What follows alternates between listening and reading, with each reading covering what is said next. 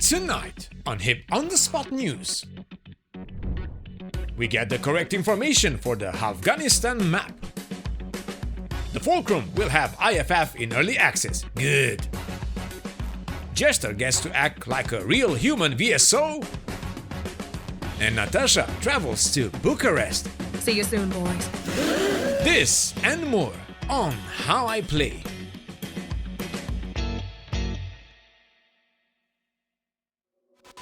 This video is sponsored by F4E Managed Solutions.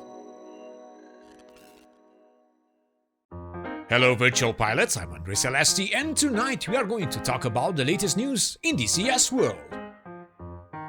Another week, more news to explore, and this time we got some exciting things for you. It seems we should expect very soon the pre-order of the new Afghanistan map for DCS world. ED informed us that the development is progressing well, and they revealed to us their future plans for the map. As always, they are committed to deliver a highly immersive and authentic representation of Afghanistan for us to explore and engage in combat operations. Continued collaboration, testing and refinement will ensure the map's successful completion and release in DCS world. They have made substantial progress in recreating the diverse landscape of Afghanistan. This includes rugged mountain ranges, vast deserts, and fertile valley and river basins. Efforts have been dedicated to accurately portray the unique cultural and urban features of Afghanistan. This involves recreating cities like Kandahar and Herat with special attention to landmarks, infrastructure, and architectural styles like the Blue Mosque of Herat. Some aerial imagery has been utilized to enhance the realism and accuracy of the map. High-resolution satellite pictures are being integrated to provide authentic terrain textures and details. All of this wasn't easy, as the diverse terrain and complex topography of Afghanistan has presented technical challenges. It seems that these are mostly caused by the large mountainous ranges. Optimization efforts are ongoing to maintain performance without compromising on visual fidelity, particularly in densely populated urban areas and detailed terrain features. The map is designed to look equally as good from low to high altitude. Nice! ED also shared with us their future plans for the map. And here is where the drama starts. They shared a picture of the planned early access region, the area of Afghanistan that will be available at first in the early access launch. You know, when we get to try this new map, henceforth the name of early access. Get it? What? Good. The map will release with a decent number of airfields, and the focus will be on completing the detailing of terrain features, including rivers, roads, vegetation, rocks, small stones, ground clutter, and geological formations to enhance immersion and realism. Extensive testing and optimization will be conducted to ensure optimal performance and compatibility with a wide range of hardware configurations.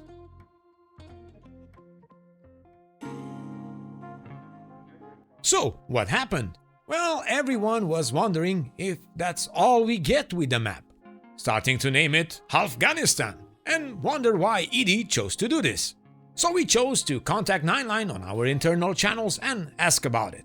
And he replied, the whole Afghanistan will be completed in phases. So rest assured, as eventually we will get the entire map. But I have a question. What is it, Petrovich? Later expansion is free, yes? Very good question. You remember the Syria map by Ugra Media, the South Atlantic by Razbam? These maps evolve with no extra payware. For those of you who wonder that as well, it's a timely manner to get to us how we have them now, and will continue to improve as time goes by. So Afghanistan is closer than you think. Be that the western side, which no doubt will be a lot of fun to explore and operate in. But that doesn't mean that you need to jump in right away, no? If you want to explore all of Afghanistan, well, just wait patiently and stick with us, as here we will update you on every aspect of development in DCS world.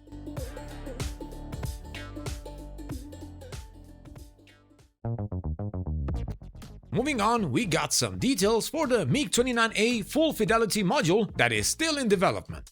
For those of you wondering, ED prepares for us the export modification of the A version, the one that was supplied to Warsaw Pact countries. There was a slight misunderstanding when it comes to the flight model being used from the Flaming Cliffs 3 version. Nineline jumps to assist with that as well and says that actually the statement is not 100% accurate. The autopilot will receive new functionality and modes. Certain issues with closed-loop system stability will be corrected, alongside with new undercarriage characteristics.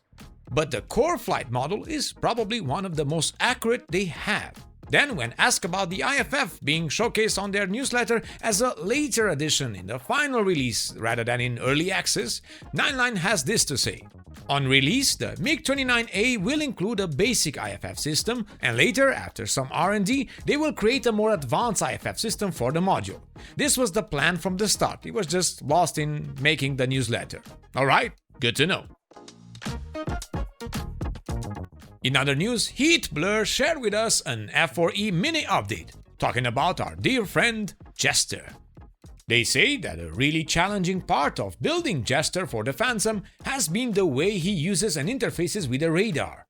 The APQ-120 is an old pulse-only radar, and utilizing it in a complicated environment is a true challenge, as you have to interpret, well, how they said it before, the smudges. They wanted Jester to be as authentic in this respect as possible. They mentioned the vision algorithm they already have for Jester's side for anything happening outside the cockpit to be used inside and simulate how he sees and interprets the radar screen. Interesting. And so they came up with a way to accurately and authentically recreate what a real VSO could understand from a given radar image. Jester will not cheat and see contacts through clutter or other radar returns, but rather will interpret the radar screen using a mathematical model. The developer tried to tune this as accurately to what a real human would be able to see as possible. They also mentioned the integration of swim lanes for Jester behavior. What is that? Swim lanes are a sort of multitasking system split across the nature elements of a human, meaning hands, eyes, and voice. And as we know, each can independently execute tasks. Unless you had a really good... No, Petrovich? Let's keep it family-friendly, okay? Yes, I forgot. Sorry about that. So with this system, they have naturally split Jester's ability to do things in a more natural way, and thus not inhibit cockpit manipulations while speaking and vice versa. I really do need to speak with Jester and ask him how he can keep sober. Petrovich? Family friendly, yes, no, sorry. For the full article, I linked it in the video description. It's a nice touch from HeatBlur doing these small info panels for us as the Phantom is coming along in development. Later this week, I will be traveling to Bucharest for a little weekend break with Natasha. But don't you worry, as we will be on call if anything important happens. With that aside, we still have a video coming up with more news from your favorite simulators and games. Thank you all for watching, many thanks to our Patreons for their continued support. Remember to check our sponsors VRROG for your VR blue light protection and prescription lenses, Fox3 Managed Solutions for the best DCS servers out there, Moza Racing with their amazing technology, and PIMAX for the most quality VR headset that the market can offer. And subscribe to keep in touch with all the latest news on your favorite simulators and games. I am Andre Celesti, reminding you to fly safe, and I'll see you next time.